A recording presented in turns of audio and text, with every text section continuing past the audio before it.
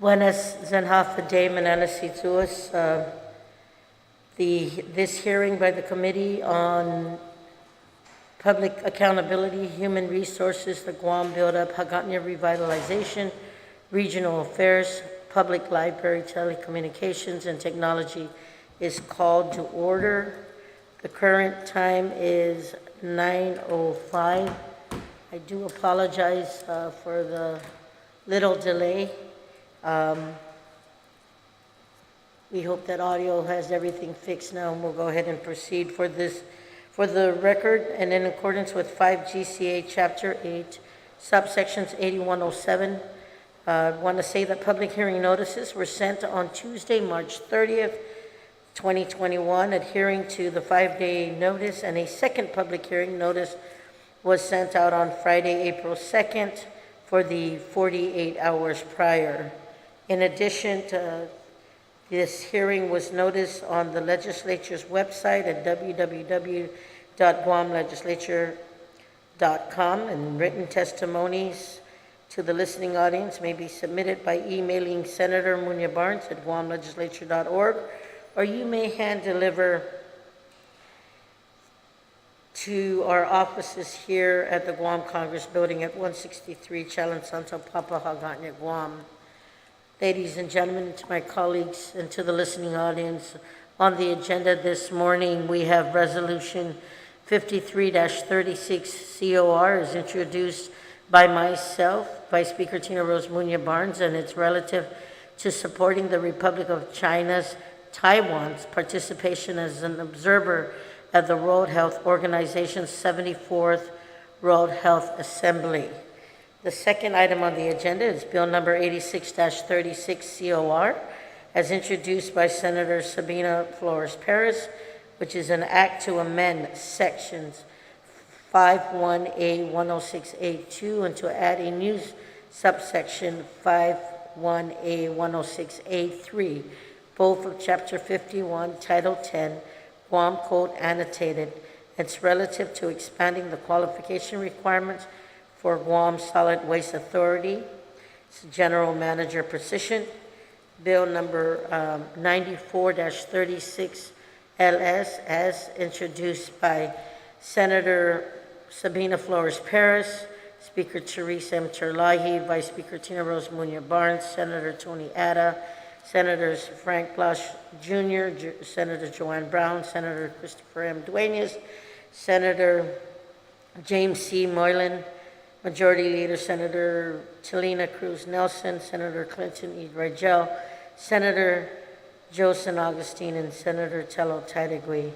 This Bill 94-36 LS is an act to add a new section 15409C and amend section 15410, all from the Article 4 of Chapter 15, Title 4, Guam Code Annotated, and this is relative to updating the Ethics in Government Training Program and requiring ethics training for all Government of Guam employees. To the listening audience joining me this morning, thank you very much. To my colleagues, I have with us Senator Sabina Perez and the Minority Leader, that's you, Senator Chris Dueñas. Good morning, Mananasizuas. The conduct of this public hearing shall be as follows. Those testifying will be recognized in the order of sign up on the sign-in sheet. Written testimony may be read. In the interest of time, I ask testimonies to be summarized to about 5 minutes. Written testimony shall be submitted to the committee. Please provide our legislative staff with your written testimony for photocopying. Testimony shall be confined to the substance of the bill. Persons will be allowed to present oral testimony only once. Once you are done, you may be asked to remain in the room for questions or for additional testimony as may be desired by members of the panel. Proper form and decorum shall be practiced by all present in the public hearing room. For the proceedings, individuals who do not comply may be escorted from the public hearing room. When you speak, please make sure that the microphone is on and that you speak into the microphone. Please state your name for the record and where you're from, and if you support or don't support the measure during your testimony. Those who do not follow these rules of engagement will be asked to be removed from the public hearing room. And with that being said, on the first item on the agenda, we'll entertain Resolution 53-36 COR is introduced by myself, Tina Rose Muña Barnes, and it's relative to supporting the Republic of China's Taiwan's participation as observer of the World Health Organization's 74th World Health Assembly. For the listening audience and for the record, I will read the resolution. Relative to supporting the Republic of China's Taiwan's participation as observer of the World Health Organization's 74th World Health Assembly, be it resolved by the Committee on Rules of Immunity 36 de la Legislatura en Guam, whereas 110 years ago, on October 10th, 1911, the Republic of China was founded. The United States of America and the Republic of China have been friends and allies for many years. Throughout this time, the ties of friendship and the commercial interest of the United States of America and the Republic of China have developed into a strong partnership. And whereas the freedom and democracy enjoyed by the people of the Republic of China, which is Taiwan, are clearly demonstrated in the progress and the growth of the economy of this great country. In furthering its commitment to freedom and democracy, Taiwan continues to seek representation in international organizations. And whereas since April 2008, the Legislature in Guam adopted legislative resolutions commending the efforts of the Republic of China, Taiwan, to promote world health and had endorsed Taiwan's observer status in the World Health Assembly. The people of Guam maintained a special sister city relationship with the people of Taipei since 1973 and believe that good health is important to every citizen of the world and believe that the access to the highest standard of health information and services is necessary to improve the public health. And whereas the preamble of the World Health Organization, which is WHO, Constitution states that the enjoyment of the highest attainable standard of health is one of the fundamental rights of every human being without distinction or of race, religion, political belief, economic and social condition. Taiwan's 23,500,000 people wish to attend the WHA as an observer and have a population that is greater than 3/4 of member states already admitted into the WHO. Because health and disease have no borders, it is in the best interest of the human condition that Taiwan be afforded observership in the WHO in order to benefit from information regarding the prevention, monitoring, and cure of epidemic diseases, prevention of terrorist biochemical attacks, and discussions of global health policies. And whereas Taiwan's achievement in the field of health is substantial, including one of the highest life expectancy levels in Asia, maternal and infant mortality rates comparable to those of Western countries, the eradication of such infectious diseases as cholera, smallpox, and the plague, and being the first nation to eradicate polio and provide children with hepatitis B vaccinations. And whereas direct and unobstructed participation in international health cooperation forums and programs is beneficial for all parts of the world, especially with today's greater potential of cross-border spread of various infectious diseases such as the human immune deficiency virus, HIV, tuberculosis, malaria, and COVID-19. And whereas the COVID-19 pandemic that has ravaged the world with more than 100 million confirmed cases and nearly 300 million deaths highlights the need for complete cooperation of all members of the international community in matters of health, because we live in a world that is intricately linked and dependent by travel and commerce. Any loophole in the prevention and treatment network presents a danger for the entire global community. And whereas on January 5th, 2020, the WHO published their first disease outbreak news of the novel coronavirus 19 and the public COVID-19 and the public health response to the cases in Wuhan, China, People's Republic of China, prior to the WHO's January 5th publication, the Republic of China, Taiwan initiated a series of 124 actions to respond to the COVID-19 outbreak from December 31st to February 21st. And due to their decisive response to COVID-19 pandemic, Taiwan currently has 1,022 confirmed COVID cases and 10 deaths out of a population of 23,500,000. On March 19, 2020, President Tsai Ing-wen announced on Twitter that the Republic of China, Taiwan, is willing to contribute their capabilities to better protect human health around the world. And on April 1st, 2020, Taiwan pledged to donate 10 million masks to the United States and 11 other countries, as well as their diplomatic allies. Taiwan fulfilled this pledge, donating well over 51 million masks to more than 80 countries by the end of June 2020. These strategies employed by Taiwan to combat COVID-19, known as the Taiwan model, has become an invaluable resource and other countries can use to contain COVID-19.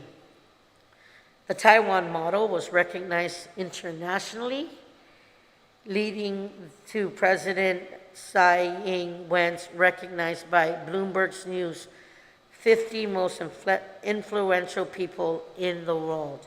And whereas the Taiwan model continued to be shared with medical professionals around the world during the pandemic, Taiwan led more than 140 online professional meetings with government officials and participated in think tanks in over 60 countries.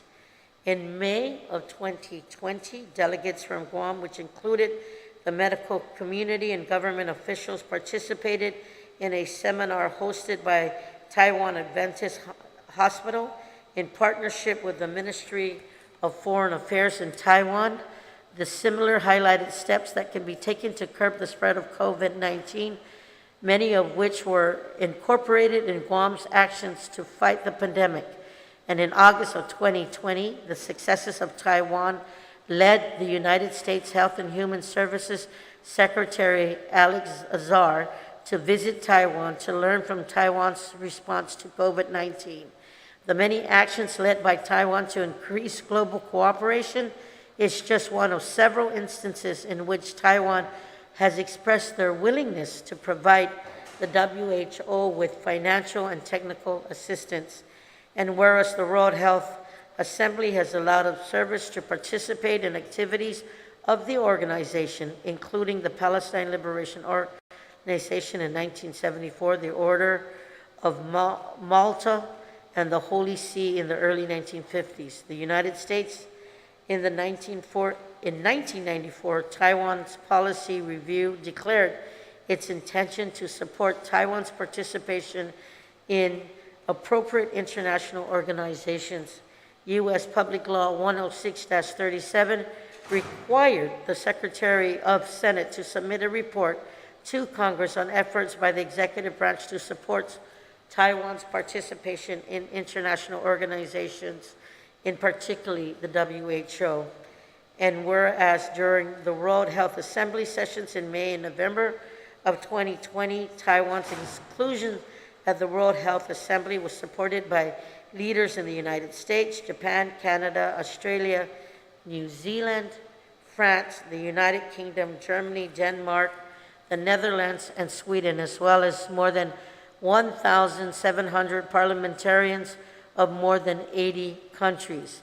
And whereas in line with the Taiwan's Relations Act of 1979, Asia's Reassurance Initiative Act of 2018, Taiwan's Travel Act of 2018, the recently enacted Taiwan's Allies International Protection and Enhancement Initiative, Taipei Act of 2019, in addition to the recently introduced H.R. 1145, Reassurance on Commitment Act of 2021, and Taiwan Symbols of Sovereignty Act. Guam intends to continue to maintain relationships with one of our closest democratic countries in the Pacific, and whereas the Republic of China, Taiwan, demonstrated incredible assistance to Guam's health system over the years, especially during the pandemic, securing 200,000 masks, 900 pandemic readiness kits, and 4 full-body temperature scanners with the assistance of the Taipei Economic and Cultural Office in Guam, which is TECO. Furthermore, in January of 2021, with the help of TECO in Guam and the Ministry of Foreign Affairs, flights were chartered with China Airlines as a joint humanitarian and medical mission for about 50 passengers each flight. This endeavor was especially beneficial to Guam residents seeking medical treatment off island, but have been unable to do so because of the COVID-19 health crisis and canceled direct flights. And whereas prior to the pandemic, patients in Guam received life-changing specialized care from hospitals in Taiwan, the China Medical University Hospital in Taichung and Wan's General Hospital in Kaohsiung are just a few of several hospitals that care for Guam patients. Additionally, the Guam Memorial Hospital maintains a referral hospital relationship with Taiwan Adventist Hospital in Taipei, with a memorandum of understanding signed in January of 2020. Moreover, Taiwan sends many physicians to teach the physicians in Guam, reaching out to the medical community to offer their support. Now, therefore, be it resolved that the Committee of Rules of Emina 36 na Legislatura in Guam does hereby, on the behalf of the people of Guam, in light of all benefits the Republic of China, Taiwan's participation in the WHO can bring to the state of health, not only in Taiwan, but also regionally and globally, Taiwan and its 23,500,000 people should have appropriate and meaningful participation in the WHO. During her Foreign Affairs Committee hearing on the Biden administration foreign policy priorities in March of 2021, Secretary of State Anthony Blinken testified his commitment to working on including Taiwan at international conferences due to their immense contributions and invaluable technical expertise during the COVID-19 pandemic. Moreover, President Biden restated that the United States support of Taiwan in the interim national security strategic guidance issued by the White House in March of 2021, and be it further resolved that Emina 36 na Legislatura in Guam, on behalf of the people of Guam, does express its full support for the government and the people of Taiwan, that they deserve the same level of public health as citizens of every nation on earth, and that we support them in their efforts to achieve its objective to become an observer of the World Health Assembly to be held WHO. And be it further resolved that the Speaker and the Chairperson of the Committee on Rules certify, and the Legislative Secretary attest to the adoption whereof, and that copies of the same be thereafter transmitted to the Honorable Tedros Adhanom Ghebreyesus, Director General, World Health Organization, to the Honorable Joseph R. Biden, President of the United States of America, to the Honorable Anthony Blinken, Secretary of State, United States of America, to the Honorable Xavier Becerra, Secretary of the Health and Human Services, United States of America, to Her Excellency Tsai Ing-wen, President of the Republic of China, Taiwan, to His Excellency Zhao Joseph Wu, Ministry of Foreign Affairs, Republic of China, Taiwan, and to the Honorable Chen Shih-chung, Ministry of Health and Welfare, Republic of China, Taiwan, and to the Honorable Paul Chen, Director General, Taiwan Economic and Cultural Office in Guam. and to the Honorable Antonio Guterres, Secretary General of the United Nations, to the United States Congressional Taiwan Caucus, to the Honorable Michael F. Q. St. Nicholas, Guam Delegate to the United States Congress, and to the Honorable Lourdes A. Leon Guerrero, Imagalahan, Guahan. Colleagues, and to the listening audience, the past year highlighted Taiwan's commitment to improving health of the global population, their quick response to COVID-19, and willingness to lend support and aid around the world proves they need to be at the health conference like the WHO, which is the World Health, WHA, the World Health Assembly. The most important statistic in this resolution is that 23.5 million people living in Taiwan. There have only been a little over 1,000 affected and 10 deaths to date. Compare that to Guam statistics, and it is clear that Taiwan is doing something right in their health system. Hundreds of countries and parliamentarians stood behind Taiwan to participate at the 2020 World Health Assembly hosted by the WHO. It's unfortunate that Taiwan was still not invited. I sponsored this resolution in support of Taiwan so that every country who has the capabilities to help fight this pandemic is given the opportunity to share their insights with the rest of the world.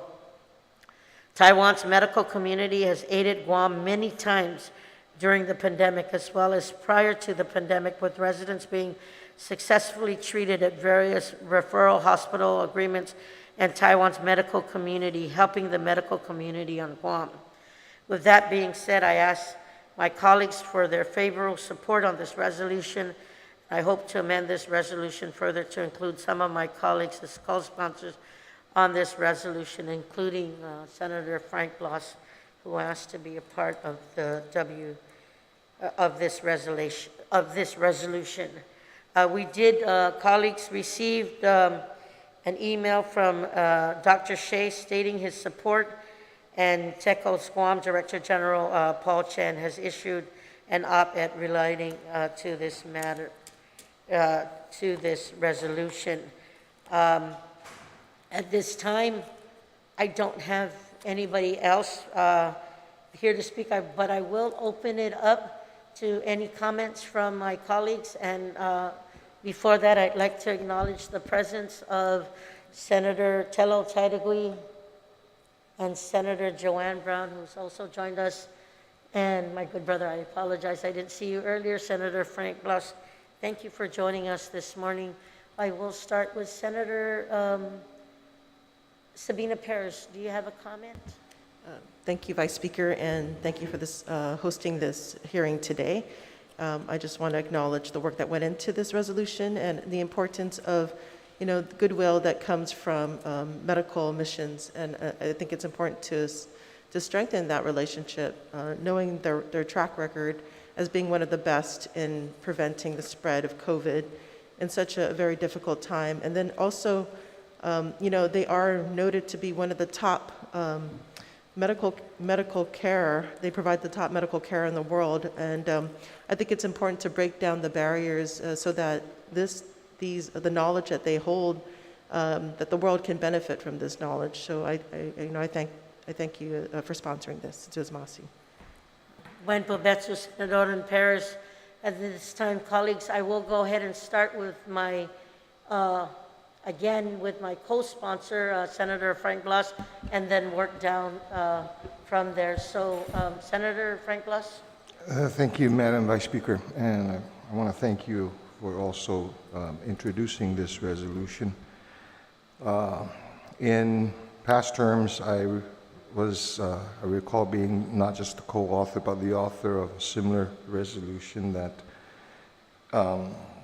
continues to ask that the World Health Organization and the World Health Association recognize Taiwan as a participant, as an observer to these organizations. Continues to be key in that Taiwan is a course, a regional partner for us here in the Pacific. But more so is because in light of what has happened over the last year or so, Taiwan has actually played an integral and a major role in stemming the spread of the COVID-19 virus. And there's much to learn from what they've done. And if we give them an opportunity to be able to participate in these organizations, then maybe we as the world can also learn as much as they can learn to make the processes better. So once again, I want to thank you for this resolution. I also thank you for the opportunity to be able to co-sponsor this the significant piece of what I consider to be a significant piece of legislation in light of what is happening in our world today. Thank you, Madam Vice Speaker. You're very welcome, Senator Blas. And at this time, I will go ahead and recognize the Minority Leader, Senator Chris Dueñas. You're recognized. Madam Chair, Madam Vice Speaker, and I think this resolution is very important, 5336. You know, Madam Chair, I don't think it's a secret to any one of us who have spent time, most especially in the region through APIL, Association of Pacific Island Legislatures, and other organizations doing outreach regionally to see also the influence that the ROC has in many of our sister islands. In fact, I believe one of our sister islands actually has almost exclusively some of their governmental programs for their health programs under universal health care, that their partnerships with the ROC are very, very strongly tied together, and you know, they have built that relationship over the years. And so also in your reading of the resolution, it is very important to note the other regional, not only islands, but countries that have pushed for this effort as well. It almost seems unthinkable that the ROC, with their success over the containing the COVID-19 virus and their many significant healthcare breakthroughs, would not be an observer, at the WHO, particularly with the upcoming assembly. So I think that this is a very well written and very well intended, and I look forward to supporting this resolution going forward. And thank you for introducing it. I think it's something that, of course, from time to time there is a discussion on, one China policies and all that. Of course, that's global politics, and we'll leave it where it is. But the fact of the matter is recognizing the accomplishments and recognizing the regional responsibilities. I think this is proper. Just in closing, Madam Vice Speaker, it is not only in the health areas, it is in other areas that contribute to quality of life and health. Many things that we've done in conversations and working with the Consulate Office of the ROC is discussions on water quality, on waste management, on recycling, on issues with trying to preserve environmental, the environment, as they have been very forward in that as well. So a lot of these things really are tied together. And so I look forward to the discussion on this resolution, and I think it's very important and very timely. Madam Chair. Buen provecho, Minority Leader Dueñas.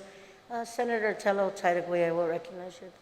Senator Joanne Brown, I will recognize you. Thank you. Thank you very much, Madam Chair. I mean, I certainly have no objection to the resolution. I think we all recognize in the region the work and the outreach and the expertise that the Taiwan government has for the region and the world, and we certainly will be supportive of it. I don't know what the State Department will have to say, but nevertheless, it certainly doesn't hurt for us on Guam to advocate our position with regards to providing Taiwan observer status with regards to the WHO. Thank you very much, Madam Chair, for the opportunity to comment on this resolution. You're very welcome, Senator Brown. With that being said, again, we will go ahead and accept testimonies from the listening audience or those who want to provide this resolution to receive testimonies for this resolution will be open for at least 10 days. And if you wish to present, please do so by sending to Senator Muña Barnes at guamlegislature.org or by delivering it to the Guam Congress Building at 163 Chalan Santo Papa. Next on the, so we would have called Resolution 53-36 COR publicly heard. Next on the agenda item, colleagues, we have Bill number 86-36 COR, is introduced by Senator Sabina Flores Perez, an act to amend sections 51A 106A2 and to add a new section 51A 106A3, both of Chapter 51A, Title 10, Guam Code Annotated, relative to expanding the qualification requirements for the Guam Solid Waste Authority General Manager's position. I want to note to my colleagues and to the listening audience, we do have Mr. Andrew Gell, I believe is the chair, was unable to join us physically, but he is here with us via Zoom. He is in the waiting room right now, and thank you for taking the time to join us, Mr. Gell.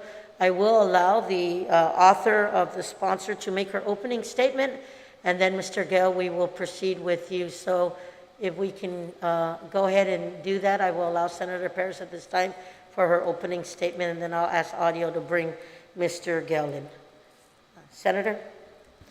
Thank you, Madam Chair, for this opportunity and for hosting this public hearing today.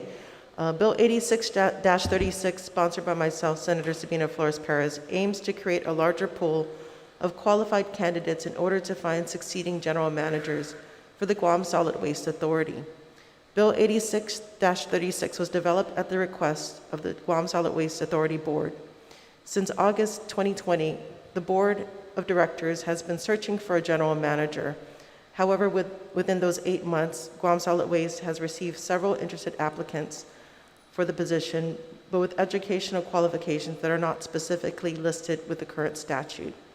The current statute states that the general manager must meet 2 criteria: a combined minimum of 6 years of documented experience successfully managing a solid waste management system of similar size as Guam Solid Waste System, and 2, the graduation from an accredited institution of higher education with a bachelor's degree in business management, engineering management, engineering technology, or civil engineering. Bill 86-36 proposes to expand the educational requirement to environmental science, environmental engineering, or a closely related field or discipline. Additionally, specialized training in waste management could also be considered to support the determination of necessary educational expertise in combination with the prerequisite management experience of a minimum of 6 years. The selection of the current qualified general manager by Guam Solid Waste Board was a key component to ending the decades-long federal receivership. And I want to thank the highly qualified Guam Solid Waste Board members for continuing their service in strengthening Guam Solid Waste as a local entity and for initiating a solution and expanding the pool of qualified applicants. I look forward to the discussion and advance support from my colleagues for this important piece of legislation. Suzuas Masi. You're very welcome, Senator Perez. At this time, to the audio team, can we please get Mr. Gell on? Good morning, Mr. Gell. Can you hear me? Good morning, Senator Barnes. Yes, I can hear you fine. Yes, please proceed. State your name for the record, if you support the measure or not, and then you can proceed with your testimony. Sainamasi. Good morning, Senators. My name is Andrew Gale. I am currently the chairman of the Guam Solid Waste Board of Authority, Guam Solid Waste Authority Board of Directors. I'd like to thank Senator Perez for working with the GSWA board and management on this bill. GSWA has been very lucky to have our current general manager, Larry Gast, on board due to his wealth and experience in the industry. However, Mr. Gast would like to retire. And so we find ourselves searching for another qualified GM to take the helm of Guam Solid Waste Authority, lead us out of the very last piece of receivership, and continue to meet our local and federal requirements for municipal solid waste. As the Senator Perez mentioned, the current statutory requirements for the GM are very specific in both education and past experience. We have advertised this general manager position, locally, as well as on the Solid Waste Association of North America, also known as SWANA, their website. SWANA is a national trade organization dedicated to solid waste management. Now, while we have received several seemingly qualified applicants for this position, none of the applicants have met the education requirements, while they have all met the experience requirements. The current education requirements call for very specific degrees. And so we are simply requesting for a wider consideration of undergraduate degrees, as well as some flexibility regarding the degree when considering potential GM candidates. If this law were to pass, there are at least 3 GM candidates who are still interested in the job and who would meet the revised education requirements and existing experience requirements. Furthermore, we'd probably get more applicants because several applicants picked up an application, but actually didn't turn in an application, which we think was due to the education requirements. The board of the Guam Solid Waste Authority is in full support of this bill, and we humbly ask for your support as we try to ensure that we can continue to meet our federal and local regulatory requirements. Thank you very much. Thank you very much, Mr. Chair.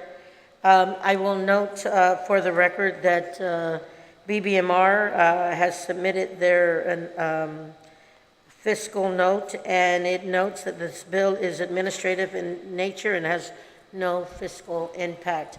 So at this time, I will ask Senator Perez, do you have any questions for Mr. Gale? No questions. Thank you. Okay. Minority Leader Senator Dueñas. Madam Chair. Mr. Gale, thank you for your testimony.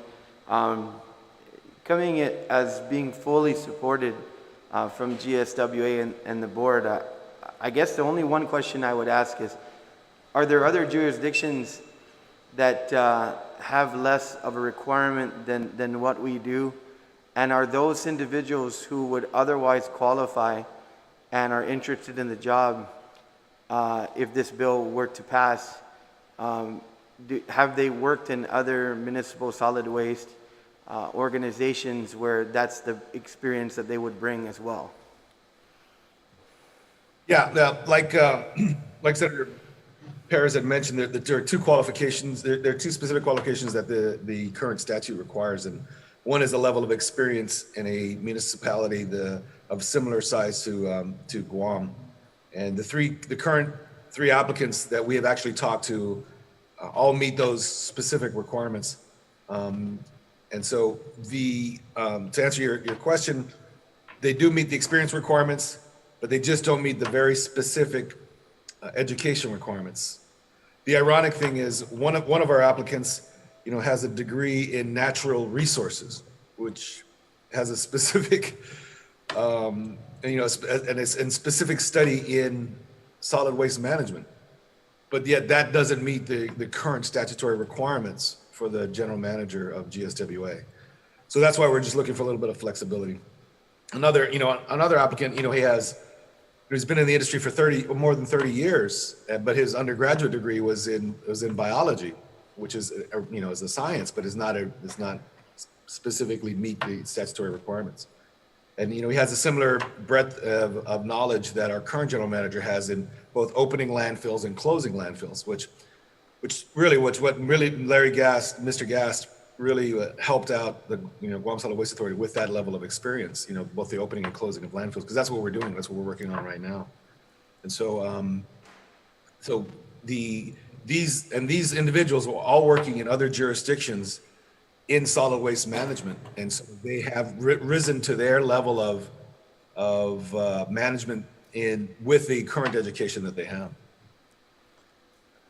That's excellent to know. Thank you very much. And I just want to let you know, Andy and your team, I have full faith and confidence having had your team brought this recommendation forward. And I know you're going to look and try to get the best candidate. But if the legislation's prohibitive, and obviously other jurisdictions have no issues with this, and knowing that one of the applicants is in studies in environmental science, I think that's the guy we more than likely need.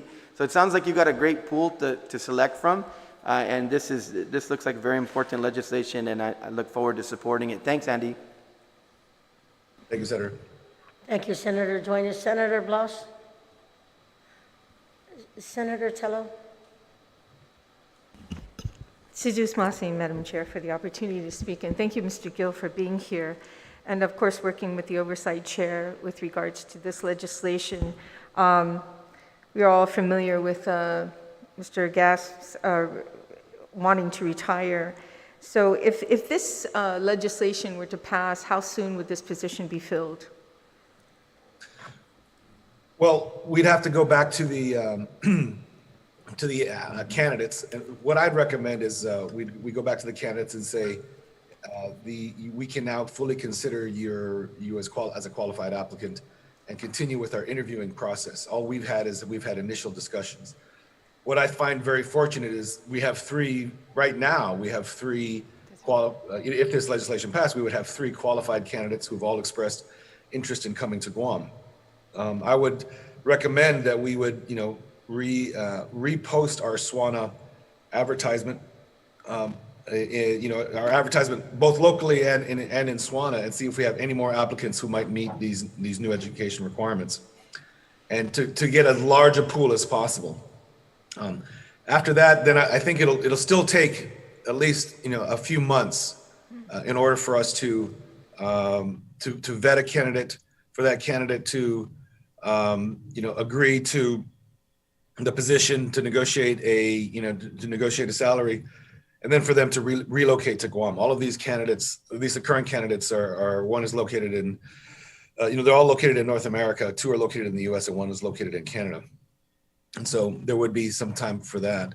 In the meantime, Mr. Gass has agreed to stay on as the general manager. He is working remotely for the most part, but he has agreed to stay on and then help train the general manager when he comes on board, when the new board.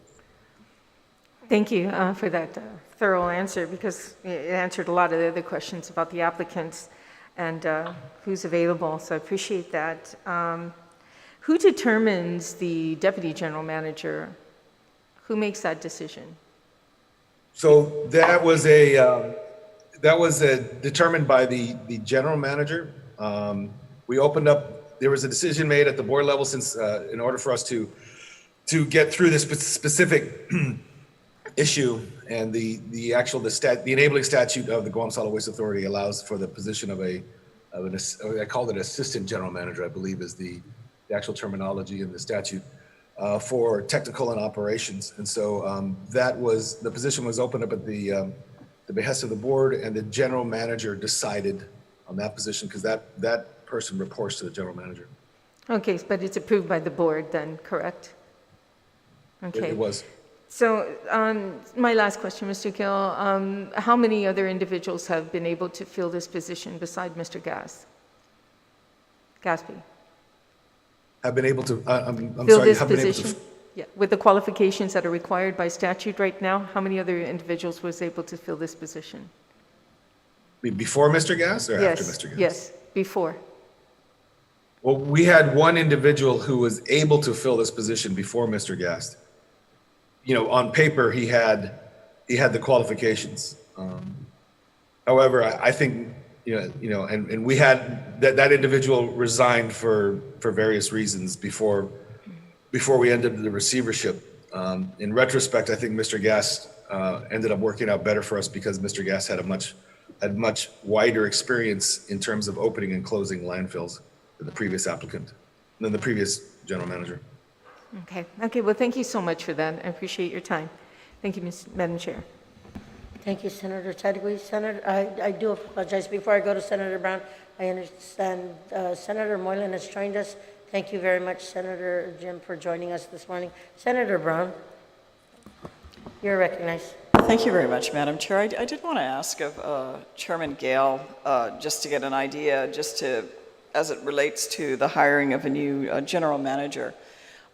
Could you just update us on what the current status is with regards to Guam Solid Waste and the receivership in the federal court? Has that process been concluded, or is there anything remaining with regards to that relationship for the Guam Solid Waste to be totally independent from oversight from the federal government with regards to its operations and its mandates? Sure. Thank you, Senator. That's an excellent question, and there's a lot of confusion about that right now. The Guam Solid Waste Authority is still in partial receivership under the auspices of the local district court. What that means is last year, was it 2019? It was 2019 when the local district court relinquished operational control of the Guam Solid Waste Authority, which is the daily operations of collecting the waste, et cetera, to the Guam Solid Waste Authority board and its management team. The one piece that remains under control of the receivership is the final closure plan for the ORDOT dump. So that's what is known as the post-closure plan. So that still remains under the auspices of receivership. GBB, Gershman, Brickner, and Bratton still has control of that aspect and has control of a certain amount of monies dedicated for that particular aspect. That was supposed to be completed. Now the end of the receivership would have happened when the final permit would be issued for the operation of that post-closure plan. That final permit has been worked on and has been delayed due to COVID and other reasons, has been delayed over a year. It was supposed to happen mid 2020, but it is now mid 2021, and we don't have a final timeline for when that plan and that permit will be ready for review. That's really driven by the US EPA, and that is where the delay is coming from. So while we do have, we are still working on the new cell at Ladson Landfill, that falls under GSWA, the new cell at Ladson Landfill, the daily operations of the residential collections, the hauler-only transfer station, all the recycling efforts that we do, those are all under the control of the Guam Solid Waste Authority with our budget. It's that last piece of the ORDOT post-closure plan that still remains under the auspices of the receivership. Thank you. I appreciate that information and the update. And I'm just asking and inquiring, so certainly, at least with regards to the hiring of a general manager, that would fall under the responsibility of our current solid waste board. And certainly I have no objection to amending the requirements. I mean, the capabilities of an administrator are they're valued capabilities, and certainly we want someone who has a background. I think these respective positions and educational requirements and experience will still meet that, and it doesn't prevent the Guam Solid Waste Authority certainly from hiring specific engineering skills if that's needed, and other environmental experts that they would need to address the continued management, expansion, and obviously the eventual closure of our current landfill that we have at Ledson. So I appreciate the input from the chairman with regards to the current status and the update of the oversight of the federal court and the receivership with regards to the Guam Solid Waste Authority. And Madam Chair, I certainly support this legislation, have no problem with it. We want to get a qualified individual that can fill this position and continue on the mandates of the solid waste, and hopefully moving into the future, we don't get to where we were with regards to these issues existing for so long that we end up having federal control coming in to help manage any aspect of our government. So with that, thank you very much, Madam Chair, for the opportunity to inquire a question and comment on this bill. Thank you. Thank you, Senator Brown. Senator Jim Moylan, do you have any comments or questions? Mr. Gale. Thank you, Madam Chair. I too support the bill. I think it's a good idea. We're expanding those that can be qualified for our positions so we can get better choice and selection of fulfilling our need on the island. One thing that the next person taking the wheel will also be concerned about, I'd like to ask you, Mr. Gale, also on your opinion or just give further insight regarding the pandemic situation and our collections, right? The amount of money that we're collecting. I did have constituents call my office and they were concerned about not being able to pay their tipping fees because of their loss of employment due to the pandemic. And if you can just expand or let us know what are the arrangements for these types of situations, or if residential trash bins are being picked up due to lack of payment from the residents there, and if it's for other reasons maybe, but if it's specifically for the pandemic, what are we doing to work with the customers so we can continue the trash pickup and as we come out of the pandemic and people get back to work? Thank you. Well, Senator Moylan, the Guam Solid Waste Authority has specific rules regarding its current service. One of those rules is if you are delinquent in your payment of more than, I forget, I can't remember if it's 60 days or 90 days, to tell you the truth. That's, it's a management operational thing. But if you're delinquent more than X number of days, then you're subject to having your trash bin collected, and you won't be able to resume that residential trash service until you clear your account and actually pay I think you pay a fee to have your bin restored. We are subject to the same bills and expenses that any other business would be, and we have seen an impact to our revenue levels as well, and we're forced to look at cutting costs and looking at other areas for our to make up for specific revenue loss. But that specific behavior is in our existing rules and regulations. We do offer residential transfer stations. There are 3 residential transfer stations on the island that residents can pay a one-time fee and deposit their trash that could end up being more economical for certain people than the monthly residential trash pickup. But we have resumed that service. That policy of collecting bins for people who are delinquent in their payments. Okay, Mr. Gal, so if I understand correctly, then it's status quo, and just if you're not paying your bills within the guidelines, nothing. There's no exception for the pandemic situation and loss of employment due to the pandemic. So we're basically following our standard procedures versus like the utility agencies. They're able to make a payment plan or something to work with the customers. But we're saying the solid waste for residential, we're not making any exceptions for at this time. Is that correct? We suspended delinquencies for about 3 or 4 months last year during the pandemic, but then we resumed them at the end of near the end of 2020. We're not a very large agency.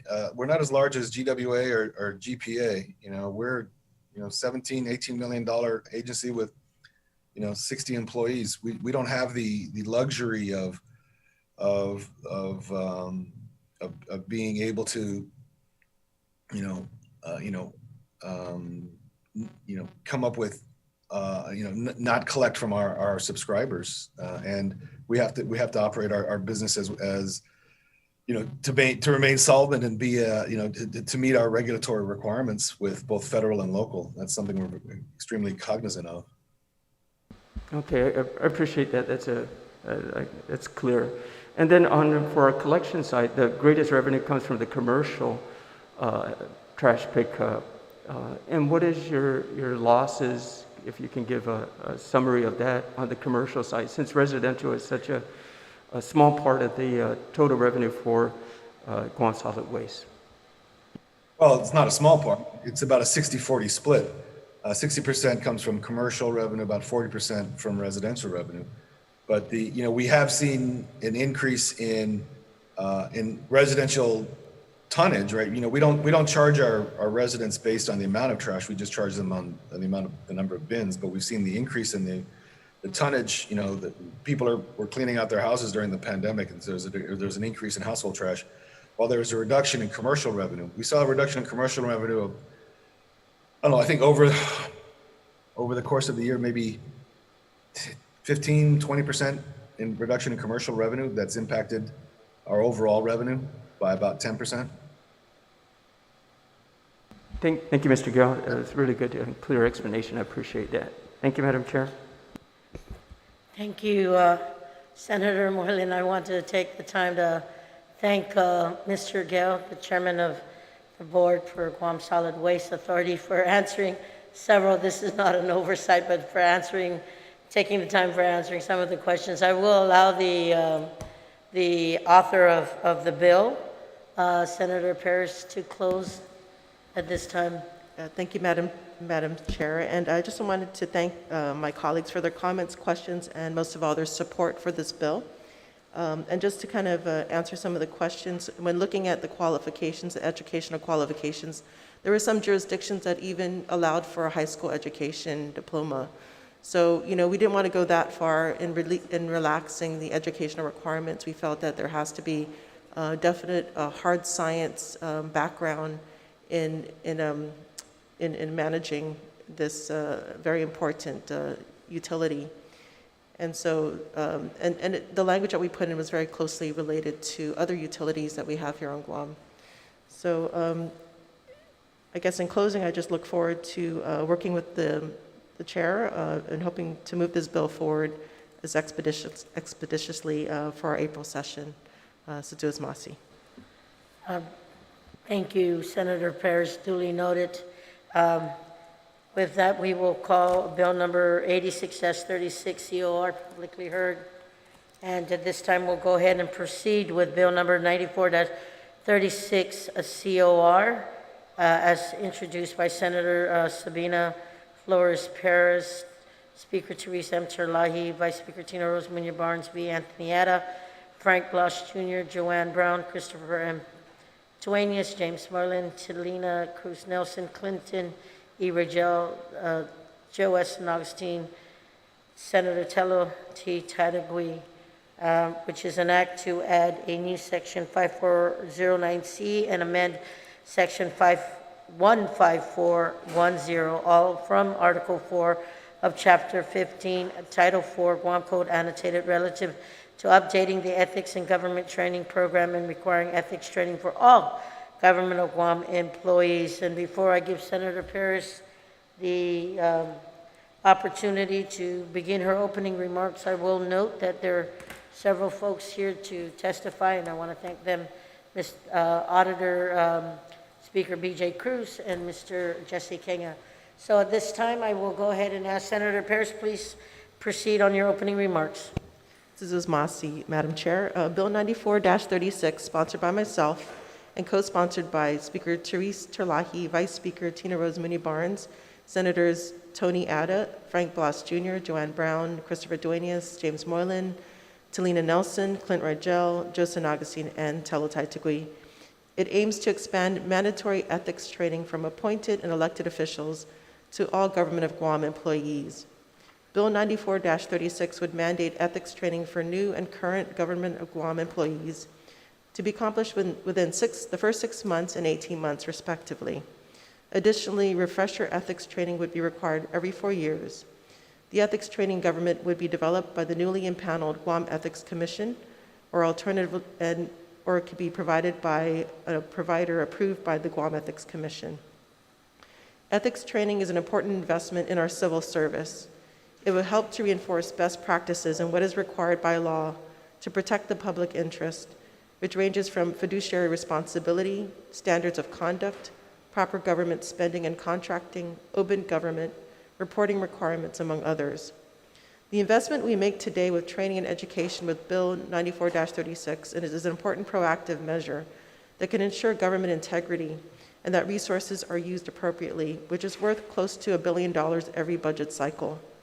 Ethical behavior is integral to our conception of Anafat Malik and how we treat others and our natural environment. It is also the cornerstone of an accountable and transparent government, which the people of Guam rely on for critical services. I would like to thank the many government stakeholders and community members for their support and the support of my many co-sponsors, and I look forward to the dialogue and recommendations. Zeus Masi. Thank you, Senator Perez. Before I open it up, I will note that the fiscal note from BBMR states that should all government of Guam employees be required to attend the UOG program, the projected cost would be at $1,466,400. The Commission has indicated that it could fulfill the proposed mandate for $244,400, which is $20 per employee. And lastly, it should be noted that the fund source would have to be identified for the required training if the proposed legislation is passed. Currently, the Ethics in Government program with UOG is, if I'm not mistaken, at $120 per participant. So at this time, I will go ahead and acknowledge the Public Auditor. Public Auditor Cruz, you may proceed. Mr. Kenga, he has yielded to you. I will go ahead and address you at this time. Thank you. Thank you, Madam Chair. So, Hafaday, Madam Vice Speaker, and members of the committee. My name is Jesse Kenga. I'm the Executive Director for the Guam Ethics Commission, and I'm here to provide testimony in support of Bill 94-36. On behalf of the Guam Ethics Commission, respectfully, we submit testimony in support of Bill 94-36 LS. The bill proposes all government of Guam employees successfully complete the Ethics in Government program. Further, the bill proposes that the program shall be provided by the Guam Ethics Commission or other providers as approved by the Guam Ethics Commission. All instrumentalities of the government of Guam include a chapter on an employee's code of conduct in their respective personnel rules and regulations. In fact, the very first point of the ethical conduct and responsibilities of government employees that service is a public trust. Therefore, there is a fiduciary responsibility found throughout all levels of government, even beyond those who serve in either elected or appointed positions. Further, education plays an equally important role, if not a greater one, to enforcement.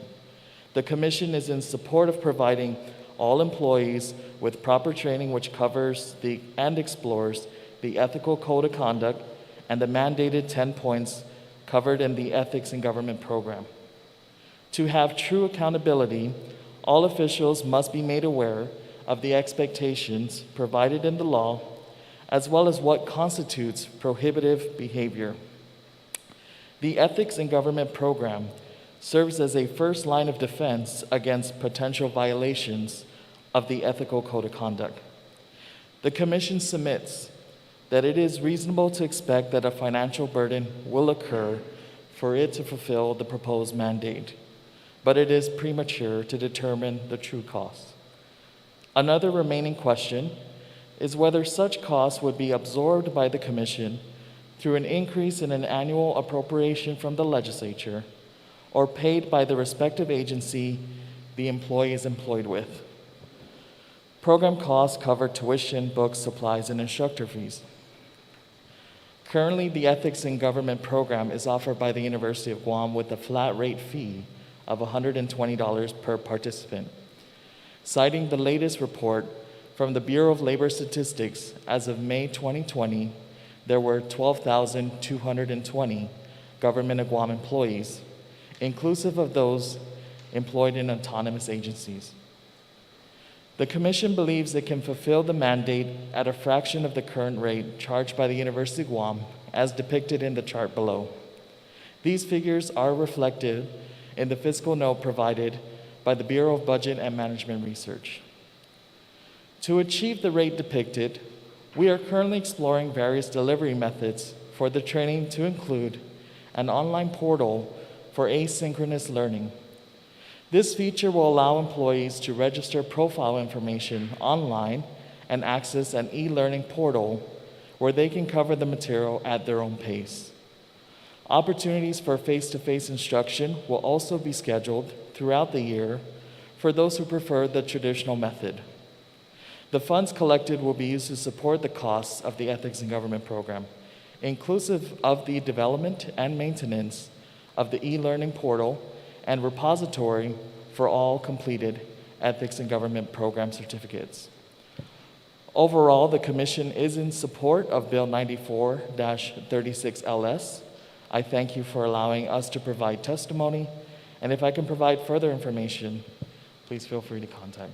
Sign myself, Executive Director. Mr. King. Public Auditor Cruz, you're recognized. Thank you very much, Madam Chairman. Madam Chairman, members of the committee, my name is Benjamin Cruz. I am the Public Auditor, and I come today in support of Bill 94-36. Thank you for the invitation to provide this testimony on Bill 94-36, introduced by Sabina Perez, Senator Sabina Perez, co-sponsored by various senators. In July 2006, the Guam OPA issued a report number 06-08, Ethics in Government Programs, as mandated by Public Law 28-76. In this report, the Guam OPA was designated to develop standards for the ethics program until the Guam Ethics Commission was appointed and functioning. It wasn't until May 19 when the commission members were appointed, and earlier this year, in January 21st, is when the executive director who just spoke was appointed. In this report, we pointed out that 28-76 required elected and appointed officials to attend ethics training. However, all government employees are public servants and all have ethical responsibilities to gain the public's trust and ensure accountability, fairness, and transparency. We recommend that there be no restriction on who or can participate in an ethics program and suggest that all government employees, in particular mid-level managers, be required to attend basic ethics training.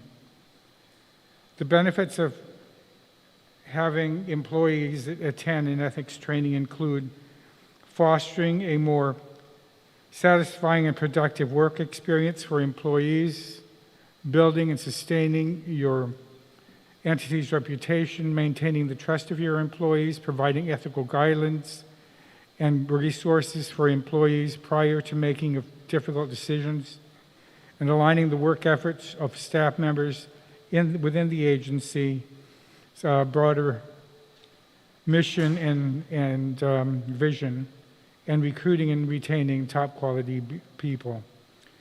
We believe that if an employee, and not just the agency head or oversight board, is informed and educated on their ethical responsibilities, it not only ensures government integrity within the workplace, but also gains trust from the public we serve. Our office is currently conducting a compliance audit on all elected officials and appointed officials attending the required ethics training. This report will be issued in a couple of weeks. However, I wanted to share with you some of the challenges that we conducting this audit and warrant your further discussion related to this bill. These issues include monitoring the time allotted to take the training in addressing non-compliance and are suggested to be further outlined in this bill. Monitoring. We worked with the Governor's Office to obtain a listing of all appointed government officials required to attend the ethics course. We also checked the Guam Election Commission's website to identify all officials duly elected by the people of Guam or through certain sections of our population, i.e. mayors, vice mayors, and Government of Guam Retirement Board. After contacting all these elected and appointed officials requesting for a copy of the ethics certificate, we found that there was no one entity that was monitoring if they took the training or not. In fact, we found that some directors and board members were not aware of the ethics training requirement and scrambled to take the training by the date that we requested the certificates. We suggested the bill include a monitoring mechanism that requires all government employees who have taken the training, perhaps a certification from the agency head, that it be submitted to the Ethics Commission. The time allotted. The current statute requires the ethics course shall not exceed 4 hours and shall be available on a single day. And what the law says, the training should include this 4 hours as long as the law does not require that you have to take 4 hours. It just includes a list of things that you have to do. We found that some people were taking 4-hour courses, and we even received recently reports that some people took courses as short as 2 hours. And we wanted to suggest that maybe the vague not to exceed 4 hours might be a little bit more specific, so that just in case someone just got cute and decided to do a reading of the 10 things that they have to do as covering this thing and doing it in 15 minutes complies with the law. The other part was we wanted to address was noncompliance.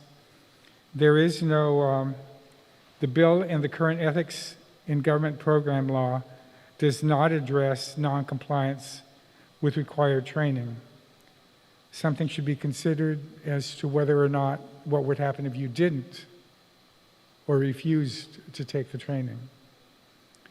And those were the 3 things that we thought we'd point out that we discovered in doing this.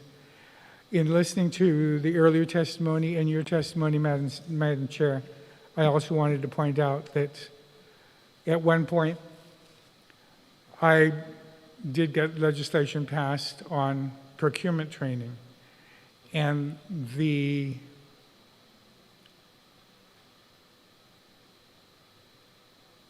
trying to get 12,000 employees trained is going to be a really monumental task. I like the suggestion that the ethics executive director suggested about having it online, because as the author of the bill understands, when we took the ethics courses together, it really is difficult to sign up for a course and move people through. In fact, when we did the compliance report on the procurement training, we found the difficulty is trying to get enough courses to get enough people through them. I'll admit that I myself have taken the first 3 modules of the procurement training, but have not taken the last one because of the cycle of trying to get to getting another module 4 course taught. And maybe having all 4 modules online might help. I know that in my other profession as an attorney, I'm doing my CLEs online, and I can do those at my leisure. And the way that the ABA keeps our attention is that at random intervals throughout the 2 hours or the 1 hour that you're taking the course, a little cookie will pop up. Says if you're still listening or still watching, please press or tap the screen. And so you can't just turn it on, walk away, and eat dinner and not really pay attention to the class, because you never know when that's going to come on, and it will record if you didn't, it took you too long, you obviously weren't there, and you won't get your credit for the course. But there are some problems that you're going to have to deal with in trying to get 12,000 employees trained. But I fully endorse the idea and support it. At the very least, the employees that do procurement in the agencies need to take the ethics course. And any employee that handles money or has the ability to control whether or not certain things are done. The example that I've used a number of times in the past has been that when I was building my house in Petey, every time it came time to have the guy from Public Works come down and sign off the inspector, he always managed to bring a couple $100 worth of raffle tickets from some church that he wanted to sell. I wasn't smart enough to write checks for it, so I'm hoping that the money that I spent in buying those raffle tickets throughout all those inspections actually made it to the church, but I'm afraid that some of it may not have. And so people that handle money and people that are doing procurement, because as the sponsor mentioned, this is $1 billion, if not a $2 billion or $3 billion government. Procurement is in the hundreds of millions, and one never knows how much is going under the table. And in fact, one of the other things that I suggested to a couple of senators was that there be a bill that not only the ethics, that besides this ethics training for all the employees, that those of us that do procurement, or those people that do procurement, have to be included in the list of people that have to provide financial disclosures. So you can see, how could it be that an employee that's making $60,000 can afford a home that's $600,000 or $700,000, and you can check that out in their financial disclosures. So that has to be expanded. Anyway, I digress, but I just thought I wanted to add all those in, and that's why I asked to speak after the executive director, so that I could augment his testimony in support of this legislation. Thank you, Public Auditor. Colleagues, at this time, I do know that I'm going to yield to Senator Telo Taitague. She did have a question. She has a pressing meeting, so I'll go ahead and allow her to ask the panel questions. Senator Taitague, you're recognized. Thank you, Madam Chair, and thank you to my colleagues for this indulgence. I have a prior engagement I have to attend to, but I greatly appreciate the testimony. I wish I had it before I accumulated all my notes for this, or questions to be asked, because a lot of my questions were answered through this testimony. There is one thing, though, Jesse, I was wondering, the commission just came into play, it started working. In the event something should happen, you should leave, or what, is there a quorum to maintain this commission? And if not, then what would happen if this program for the ethics, who does it fall on in the event you don't even have a commission, people leave, an example like that? Thank you, Senator Taitague, for that question. So if I understood that correctly, the law currently provides that this ethics in government program is either provided by the public auditor or the Guam Ethics Commission once it's established. So I think in this hypothetical scenario, if the Ethics Commission is unable to formulate or continue operation, the assumption would be that the Office of Public Accountability would take on that responsibility again. Thank you so much for that. Former Senator BJ and Public Auditor, all my questions were answered in here. I too had a concern with regards to the consequences if an employee or elected official would not, in a case, not complete the ethics program. What happens? Do they get a slap on the wrist or what? What happens then? So that's something I think needs teeth and needs to be addressed in this. So I greatly appreciate you bringing that up as well. And, I just wanted to mention something that you wrote in your testimony that I just feel compelled to say it again. You stated, we believe that if an employee, and not just an agency head or oversight board, is informed and educated on their ethical responsibility, it not only ensures government integrity within the workplace, but also gains trust from the people we serve. That was beautiful, to a T.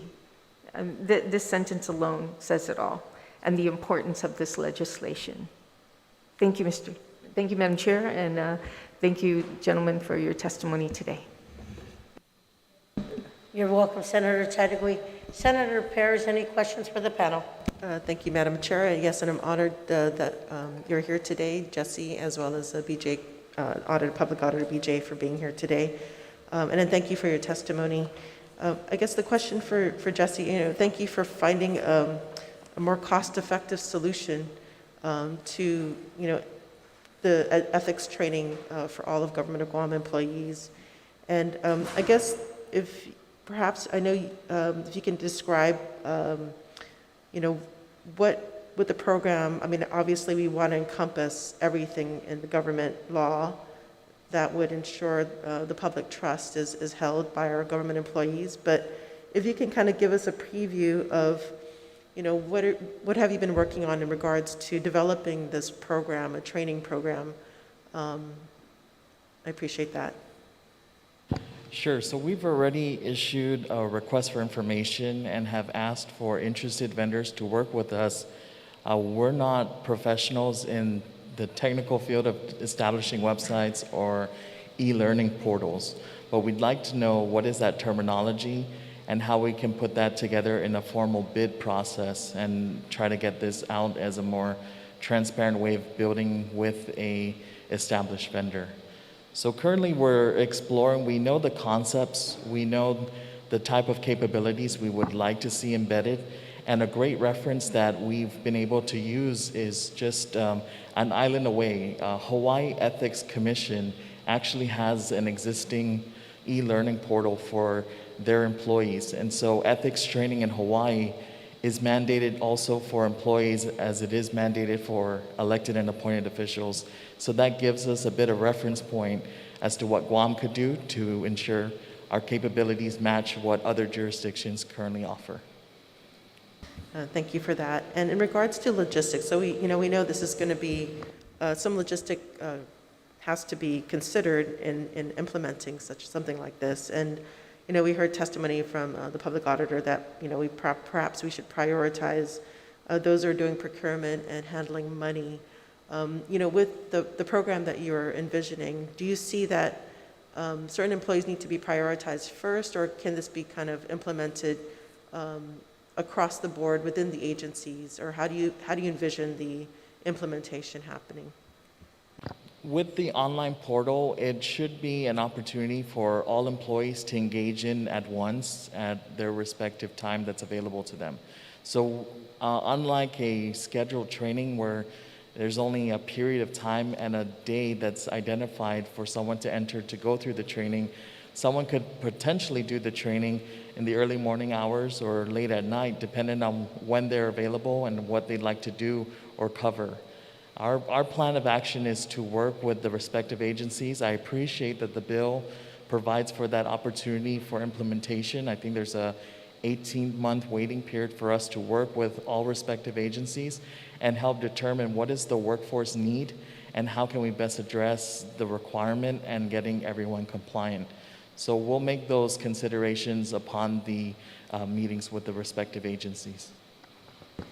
Thank you, Jesse. And then also, as far as evaluation, does the program evaluate the effectiveness of the training to ensure that, ethics is integrated in the way we operate? Absolutely. There's two types of evaluation that we see happening. First is the immediate evaluation following the conclusion of the training. We'd like to know from the receiving end, how was the training? Was the information helpful? Could you understand it? What could be improved with the process? This evaluation tool is often used as well with instructors. Do we know if the instructors are doing an effective job with the type of topics they cover, and have they covered each topic appropriately? The second evaluation is done over time, and that's based upon how many complaints come thereafter where training is issued. Are we seeing that more employees have become aware of such instances and avoid circumstances that will get them in trouble, and that will express to us success in the program? Or is it the opposite? Are employees now getting deeper into trouble, and then that would cause us to go back and say, what could we do on the education side to help mitigate the high levels of enforcement that's required from the Commission? Thank you, Jesse. And then in regards to ensuring compliance, there was a bill that the legislature recently passed to ensure compliance for procurement training.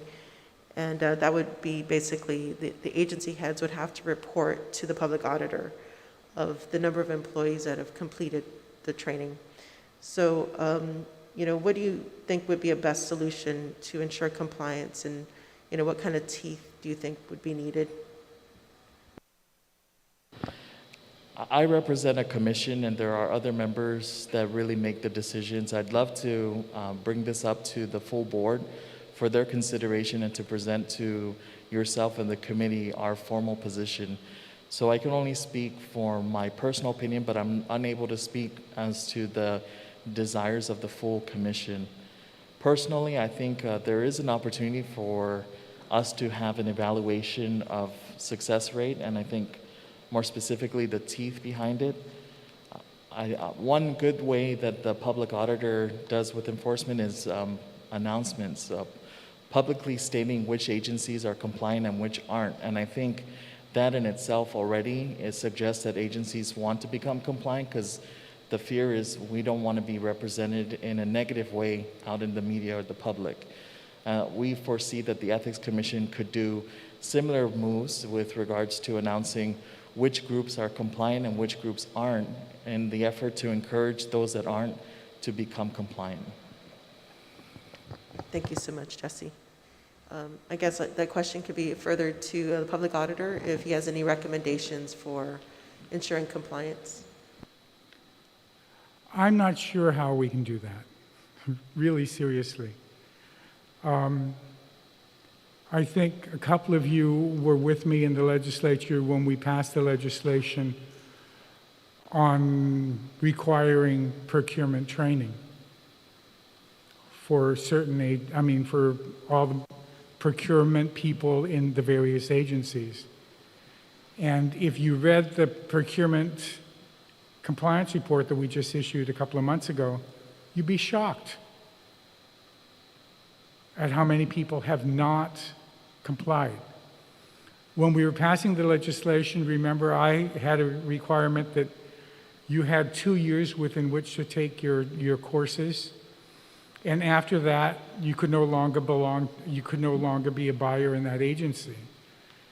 And there was great pushback by members of in the body at the time, and I think it was because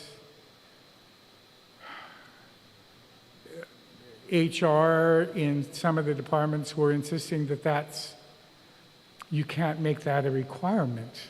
What are you going to do with them?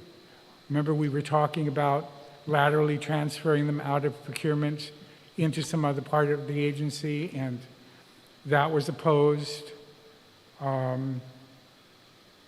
But you're really going to have to think about this, because when we did the compliance report just recently, GSA, the biggest procurement agency that's supposed to do everything for the government of Guam.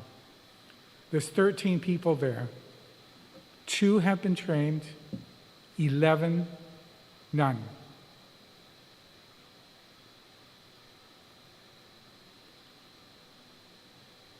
You would think that the requirement, when the announcement went out to fill the positions, I understand that at one point everybody at GSA was trained, but many of those people have moved to various other agencies or have retired. But it would seem to me that as a basic requirement of working in procurement in GSA, there would be a requirement that says completed procurement training. This morning, you just heard a bill that said you couldn't fill the position at GSWA because they didn't have 1 or 3 degrees, and you expanded it to include 4 or 5 other areas of study that these people have to have. I don't understand why the announcement for those positions cannot, as a basic requirement, include that. And to include that as something that you've taken before you can apply for it. And something that you have to pay for before you do it. You remember, Senator, in our class that we took, there were a couple of people in that class who were not government employees and whose tuition to those courses were not being paid for. There were former directors that were in there that I asked why they were doing the course. They said they were doing it because they wanted to be consultants. So people can take these courses before they apply. People apply and get their undergraduate degree or their AA degree before they apply for a position, and that's required. I don't understand why you cannot require procurement training as something, or ethics training, having taken something like that before you even started. And if you don't, then you're not qualified for the position. But to have the main procurement agency on island have the entire workforce, except for the 2 heads, not have any procurement experience before is mind-boggling. And in the other agencies, I don't understand why after the 2-year period that we provided, that ever since that point, which would have been about 5 or 6 years ago, that no one could be employed in that department, in that division, unless they had that under their belt. But it's not. And so it baffles me. I really don't know how, except that it would seem to me that you could insist that in order to be employed as a procurement person, in the procurement division, like you would if you were going to require that your announcement for a nurse, you have to have an LPN or an RN or some degree that says that you're qualified for that position. You don't come in and take the position and then say, you can't fire me and you're going to have to let me work here because I want to.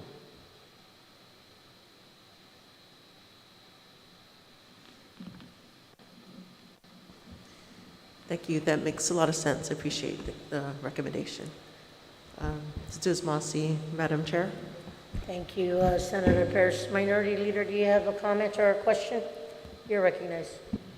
Madam Chair, and I want to thank Speaker Cruz, Public Auditor, for being here today, and Executive Director Jesse Kenga. Very valuable information and insight provided. At the risk of kind of bringing light to what I think is very important and why I signed on to this bill, but maybe alluding to a little bit more the value of this training, but maybe not equating it to the complexity of the training that the good speaker and the bills that he passed with regard to procurement training.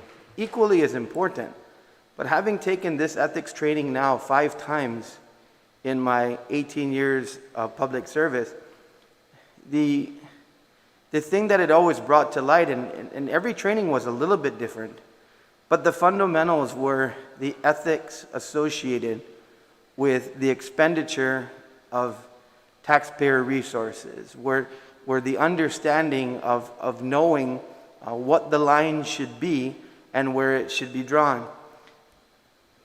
You know, I'm reminded that when I did sign one of the first procurement items when I became a director of Department of Youth Affairs, I asked, you know, what is the backup within this, you know, that entrusts that this procurement is properly put together and that the expenditure is properly put together. And the answer was there's 5 signature blocks.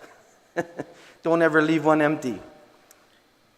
But when I did go back and look at the qualifications of all those individuals signing on to that procurement, they had the requisite training, and they certainly didn't want to go to jail, as I did not as well. But this training really, I think, in discussion of the budget, I believe should be absorbed, whether it's $400,000 or $1.4 million, it's an investment well spent. And I think each and every agency, just like drug tests, just like agencies that require CPR training and first aid training, many of our government entities have a strong training component to what they do, particularly in law enforcement and others. So there are hours and hours in training that many of our government agencies do. And I think this can be accomplished, very, not necessarily easily, but it's something that is not overwhelmingly cumbersome. I think it should be done with fidelity. It's a good investment. And I thank you, Mr. Public Auditor, for your recommendations, because I think you've definitely helped to strengthen the bill. But I think it's an investment that the government needs to make. Jesse, I would encourage you to really stand by the fact that agency directors and agency heads, and in preparation of their budget, make this part of their budget, because it has to be a commitment on every agency's level to see this through. But I think the training is something that is not necessarily as complex as the good work that you did, Mr. Speaker, and I completely understand where you came from with regard to that. I mean, when you're handling, we've got $1 billion government, and I thank you for your comments recently as well as in terms of recent procurements. But you know, I think this is something that's doable, and I think that we should pass this bill quickly and hold the government of Guam, agency directors, and working with you, Jesse, accountable to getting this done. Madam Speaker. Thank you, Senator. Senator Brown, do you have any questions or comments? Thank you very much, Madam Chair, and I certainly want to thank my good colleague, Senator Sabina, for introducing this bill.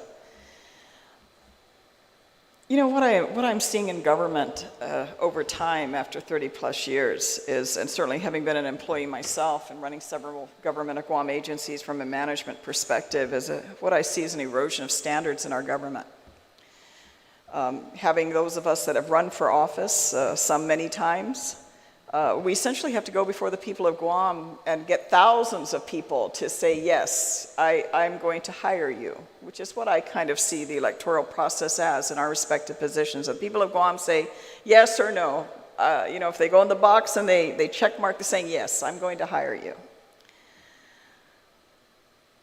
We hear more and more from the public that elects us their expectation of performance, their expectation of delivery, their expectation that the government's going to be responsive and that public employees are going to be, you know, going to work and doing the tasks to which they have been hired to do.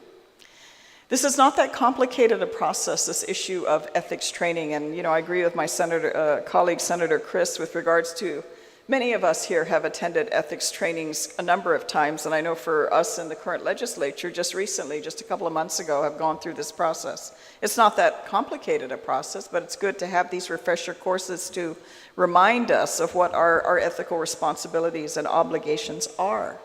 The government of Guam does training. I'm surprised DOA is not here to provide input because, my goodness, I can go take training on stress classes. How to manage my government job and be less stressed. I've never had a chance to take that course, but I probably should.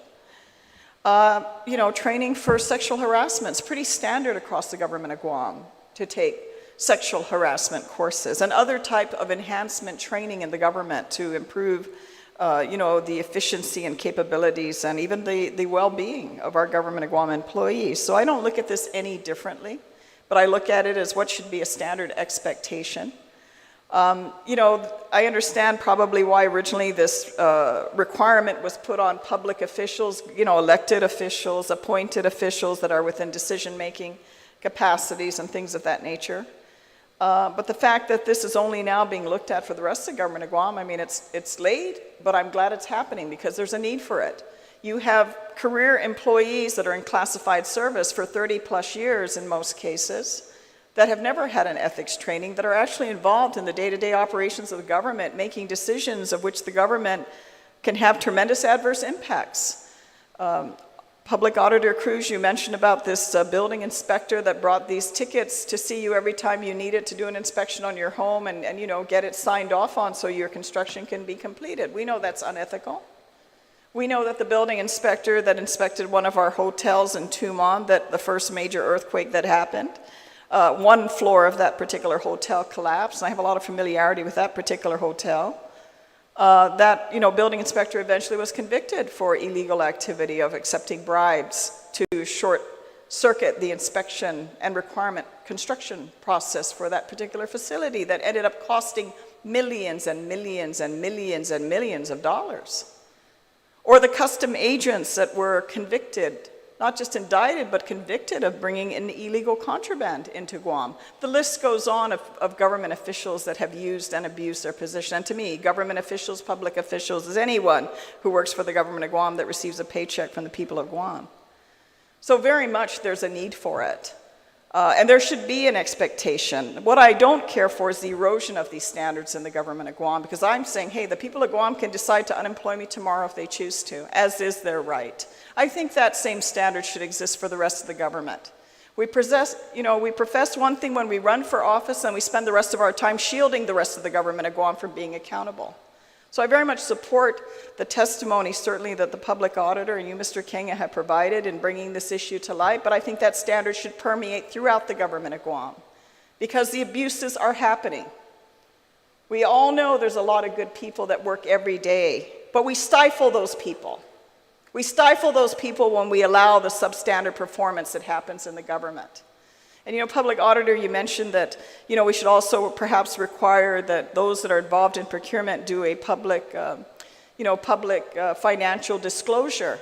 But, there's ways to get around that, because it's not necessarily the person that the spotlight is on, it's the people around them, either through familial connections or friendships, relationships of that nature that are profiting from these decisions. And we all hear of it. But who is investigating it, who's pursuing it, who's putting the dots together? Sometimes your office is able to do that, sometimes not. But it's not a real aggressive position in the government of Guam to even go and prosecute these white-collar crimes that exist in the government.